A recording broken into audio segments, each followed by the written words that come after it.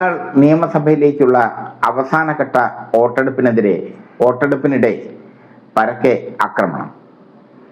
ചപ്ര, ശാന്തിപൂർ, ഭംഗർ എന്നിവിടങ്ങളിൽ സംഘർഷമുണ്ടായി. വോട്ടെടുപ്പിനിടെ electronic machine തകരാറിലായതും വിവിധയിടങ്ങളിൽ തർക്കങ്ങൾക്ക് കാരണമായി. ഹൂഗ്ലിയിൽ വോട്ടെടുപ്പ് ആരംഭിക്കാൻ വൈകി. ബാലിയിൽ സംഘർഷമുണ്ടാക്കിയ 2 തൃണമൂൽ പ്രവർത്തകരെ പോലീസ് അറസ്റ്റ് ചെയ്തു. തൃണമൂലിന് മുൻതൂക്കമുള്ള 142 സീറ്റിലാണ് ഇന്ന് തെരഞ്ഞെടുപ്പ് നടക്കുന്നത്. 152 സീറ്റിലെ തെരഞ്ഞെടുപ്പ് ഈ മാസം 23-ന് പൂർത്തിയായിരുന്നു. 93.2% റെക്കോർഡ് പോളിംഗാണ് ആദ്യഘട്ടത്തിൽ ഉണ്ടായത്. സമാന സാഹചര്യം ആവർത്തിക്കുമെന്ന പ്രതീക്ഷയിലാണ് തൃണമൂലും BJP. SIR-നെ തുടർന്ന് 90 ലക്ഷം പേരെയാണ് വോട്ടർ പട്ടികയിൽ നിന്ന് നീക്കം ചെയ്തത്. സംശയ ലിസ്റ്റിലുള്ള 27 ലക്ഷം പേരിൽ രണ്ടാം ഘട്ടത്തിലുള്ള 12 ലക്ഷത്തിനും ഇത്തവണ വോട്ട് ചെയ്യാൻ അവസരം ലഭിക്കില്ല. ആഴ്ചകളായി അക്രമം തുടരുന്ന ബംഗാളിൽ 2.5 ലക്ഷത്തിലേറെ സുരക്ഷാ ഉദ്യോഗസ്ഥരെയാണ് വിന്യസിച്ചിരിക്കുന്നത്. ബംഗാളിലെ തെരഞ്ഞെടുപ്പുകളുടെ ചരിത്രത്തിലെ ഏറ്റവും ഉയർന്ന സേനാ വിന്യാസമാണിത്. അക്രമ സംഭവങ്ങൾ തടയുന്നതിനായി 2000-ലധികം ആൾക്കാരെ കരുതൽ തടങ്കലിലാക്കി. ഇതിൽ ഭൂരിപക്ഷവും തൃണമൂൽ പ്രവർത്തകരാണ്.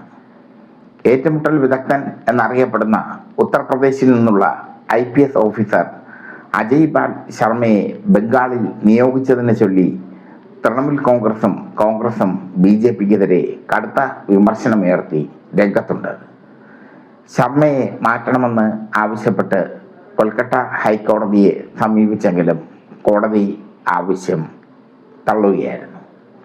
ഇവിടെ CPM-ന് എന്ത് പ്രസക്തി എന്ന് നമ്മൾ ചർച്ച ചെയ്യേണ്ടി വരും. CPM-ൽ കനൽ ഒരു തരിയെങ്കിലും കാണും ബംഗാൾ നിയമസഭയിൽ, അത് ഉറപ്പാണ്.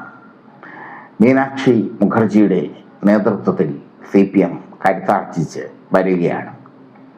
CPM കരുത്താർജിച്ച് വരുന്നതിൻ്റെ സൂചന നൽകിയത് ജാദവ്പൂർ സർവകലാശാലയിൽ SFI നേടിയ മിന്നുന്ന വിജയമാണ്. തൃണമൂൽ കോൺഗ്രസിൻ്റെ വിദ്യാർത്ഥി രാഷ്ട്രീയ പ്രസ്ഥാനമായ TNCP-യെയും ABVP-യെയും തോൽപ്പിച്ചുകൊണ്ട് ജാദവ്പൂർ സർവകലാശാലയിൽ SFI ഭരണം പിടിച്ചെടുത്തു. SFI ഭരണം പിടിച്ചെടുത്തത് വലിയ അത്ഭുതമാണ്. കാരണം TMC ഗുണ്ടകൾ SFIയെ പ്രവർത്തിക്കാൻ അനുവദിക്കാറില്ല ബംഗാളിൽ. അതിനെയൊക്കെ തരണം ചെയ്ത് SFI അധികാരം പിടിച്ചെടുത്തു. അതൊരു മാറ്റത്തിൻ്റെ സൂചനയാണ്. ഇത്തവണ 2011-ൽ 40 സീറ്റുകൾ ഉണ്ടായിരുന്നു ഇടതുപക്ഷത്തിന്. ഇപ്പോൾ 1 സീറ്റ് പോലും ഇല്ലാത്ത അവസ്ഥ. വോട്ട് ശതമാനം വെറും 5% അധപതിച്ച അവസ്ഥ.